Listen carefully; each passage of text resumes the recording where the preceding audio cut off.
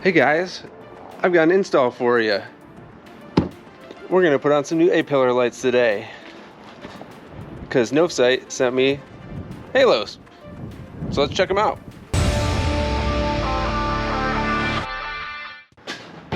Alright, so these are Novsight's 6-inch halo spot lights, and Novsight's been trying to get me to test out some of their lights for about a year or so, but I run rigids right now, and previously, before the halos, Novsight mostly had 3-inch pods, and I kind of already had 3-inch pods. But when the halos came out a couple months ago, and Helen, shout out to Helen, reached back out, I was like, all right, if you want to send some halos, we'll check out some halos. So I'm going to do an install on the JL, and we'll compare them to, and it's not exactly the same thing, but we'll compare them to the clusters of 3-inch rigid spots that I have on there now. And this is nothing against rigid. I like rigid products, you know, and Novsight's just different. I think the halos are pretty cool, and the millennial college kid in me is very fond of the Halo brand, even though it's not related at all. But I just have the stuck in my head. But anyways, so we're doing an install, see how they look, and then we'll compare them at night and see what they look like. All right, let's check out what's in the box. You've got some stickers, sweet. I put the stickers on my Freedom panel, so that'll be awesome. Put those off to the side. It's really well packed. But there's the spots. They are tucked in there pretty good. They come wrapped. They got the ambers on them. They also come with the blacks, which will be good for me because I have to have these covered in New York. But I like to run the ambers when I'm on trails. And it'll be especially cool with the halos. But so we've got those.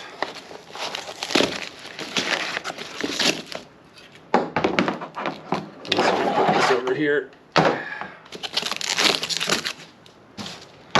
And then under the next layer comes with all the wiring stuff. So they send you everything. They've got the bracket to go underneath, one for each side,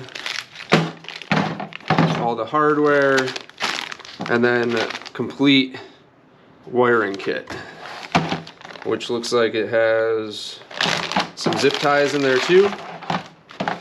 Zip ties, some extra mounting stuff. Here's the full wiring harness, extra switch, which is for the amber and white colors, and main wires, which are super well insulated, so that's pretty awesome to get set up. So that's everything. It's pretty well packed. They do have some info on the specs on the lights, and you can go to the YouTube channel to see how to install these, but it should be a pretty straightforward install. So let's get to it.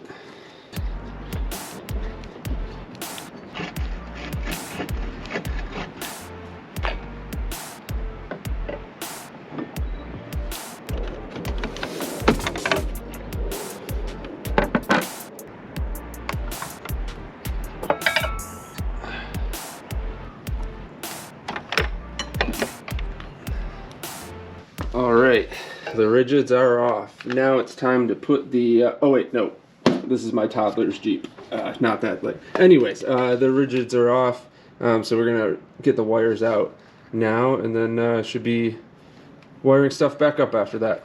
So if anyone's wondering, I have the aux beam switch. So currently right now I have the spots going into the first one. So I'm gonna pull them from here, and then I have to get the wires out from here, and I'll put in the new ones.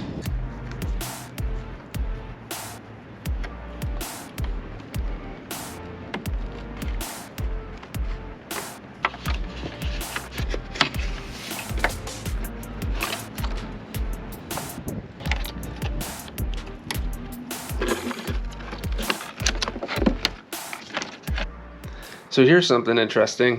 These are the wires for the rigid lights. They're just red and black 12-volt wires. They got the plugs for the lights on them. I just like hastily put these in 3 years ago when I installed them, and when I was going to do the Novsight lights, I was going to sleeve them up just to give them some extra rubbing protection. Turns out the Novsight lights come completely insulated, so I literally don't have to do that step, which is a nice quality surprise. So good on you, Novsight. I don't have to do the sleeves. Okay, let's take a look at the wires. So I've got a real beefy setup right here. I might try and put this also over here, screwed into the top of the fuse box next to my switch fuse or breaker. But you have red, so here's your battery stuff, red and black, and then you have these two wires. The yellow is for the daytime runners, the halos, and the green is for the actual lights to turn on. So these are what I think I'm going to be putting into the switch to make work, and I'll be putting them into different switch buttons for those. And yeah, so we'll see how that wires up. This wire right here, this connector, is for the light switch. So I think what I'm going to do, if I do this right, I wire my lights through the windshield, just bring them into the cab. I think I can take this across, and there's enough length where I could pull this into by my switch box and have it inside. I think I'll do that just to have access to it. And then these, obviously, one goes here, one goes that way, and these plug into the lights. So we'll see how that goes.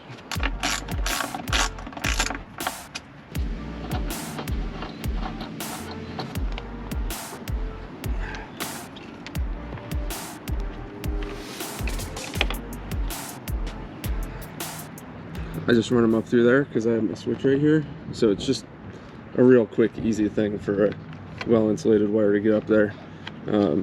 So I have my switch wire going up there too as well, and my communications wire from my Midland antenna, they all go up through this spot. And now, so I'm going to end up wiring the daytime, or the spots to this cube button that I had. I'll just do the daytime runners on my TIE Fighter button that I have. I don't really need to indicate that, but what I did was I pulled the controller light in, and it's just gonna, maybe I'll tape it up right here or something just so it doesn't move around, but it's just gonna sit there.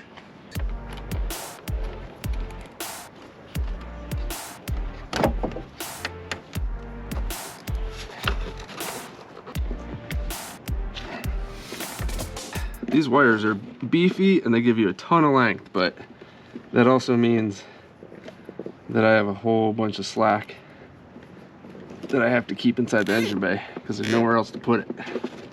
So zip tie that together just so it's in one spot, and then I'll do the same for the switch wire. It's not quite as big, but just to get that organized too. Alright, so for this side, I go right underneath and through the foam here, just like on the other side. That's where I'll get the wire over there. I'll get this attached here at some point, but now we can do all these.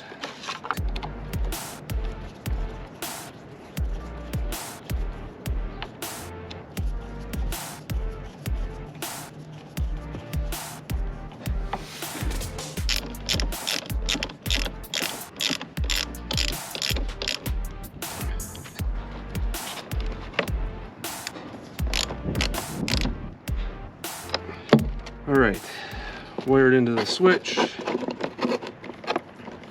We have wires connected up here, bundled. Now we can get the pods on. Alright, now I gotta get the new KC mounts on.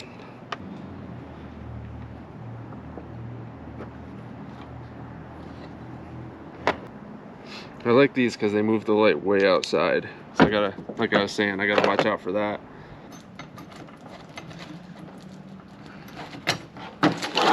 So every side has 2 screw holes. One is basically the mount hole, and then the other one is a pivot hole, which is pretty cool. And then since this is on a single bolt on my KC mounts, they could technically be rotated a little bit out, but since these are spots and not floods, they'll probably just be going straight forward.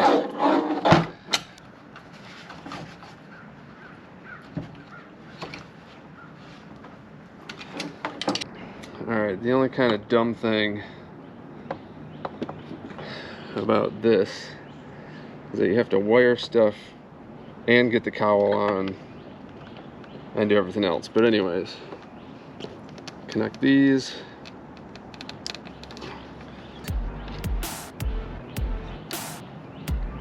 Okay.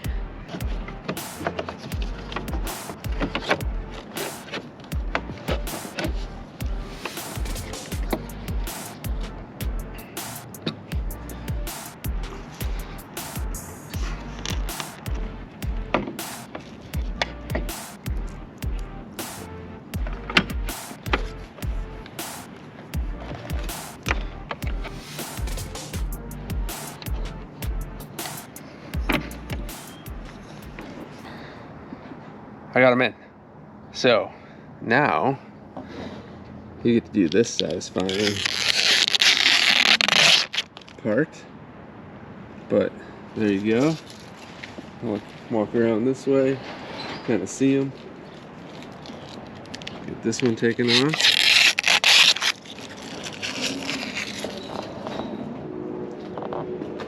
So they fit real nice up there. Definitely outside the high lift. All right, so I just put the halos on.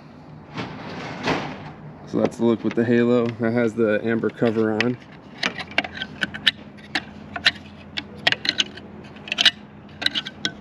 There's what it looks like with the amber cover off. So check that out. Cool color. So like I said, I usually run black covers. You can run kind of any color cover in New York as long as it's covered, but black seems to be safest. So I put these on here, and you can't really, I was wondering if maybe you get a little bit of the halo light around it. And I mean, not that you need it during the daytime, but during the daytime nothing really comes through. So we'll see if I do a test at night, we get some of the halo light to come through. But here's how they look with the blacks on. And one other thing is, I'm debating whether or not I like the silver outline. I actually think it does look good now that I have the black on. But I wonder maybe like if it was all blacked out, would it look cool? And it definitely looks cooler. It would look cooler if this was blacked out and you had the halos on. But you know, that's just me being ticky-tack about design. But they definitely look pretty cool, and they went on pretty easy. Let's see, there's other color modes, so I'll turn those on for you too. Okay, so these are the halos in amber. And if I use the switch that I put inside, now you can see the halos are in white, which is why it was kind of cool that I could wire that switch all the way up near my aux beam. So that's the white halo. And then that's the spots on. So the white spots. And you can't change the color of the spots, you can only change the color of the halos, so, which is why they give you the amber covers. That's how you can change the color on your spots. So I have these all controlled through here. I've got the cube, the main lights on my cube button, and I got the halos on my TIE Fighter button. But you can see I have the Novsight button here as well. but I'll primarily just use this, not really for anything, honestly. I put it in here just in case, but it's mostly to change the color of the daylight running lights for the halos. You can do amber, white, or in this case I'll set it to amber, and then because I'm using the switch, I will long press this just to turn it off at the switch level, and then that way these will be controlled by my aux beam and not by the Novsight switch. So that's how I'm going to handle that. It seems to be a pretty good system, so I'll just tape this down so it doesn't jostle around, and I have access to it in case I need it. But yeah, got those there, so they're on my switch, and I can control the color if I want.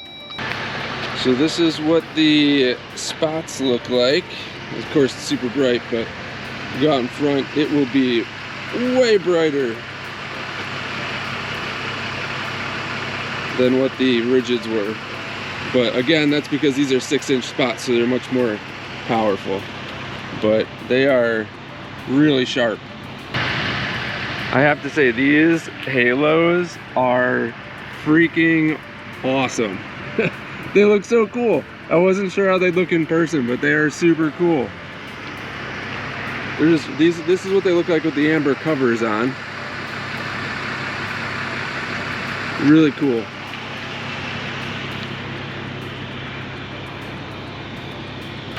Alright, here's what the halos look like in white. It's not quite as cool.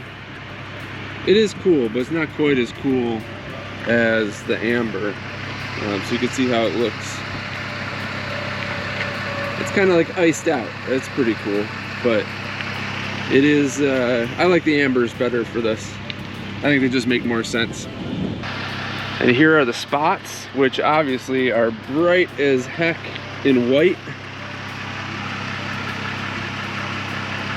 So these will definitely get you. They've got a lot of brightness to them.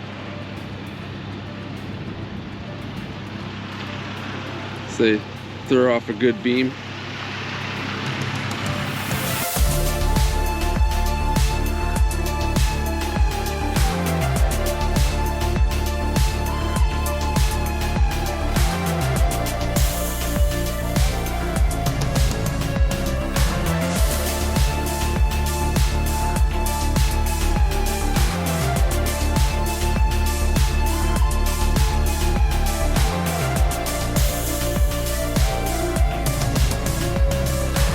Alright, so here's what I'll say.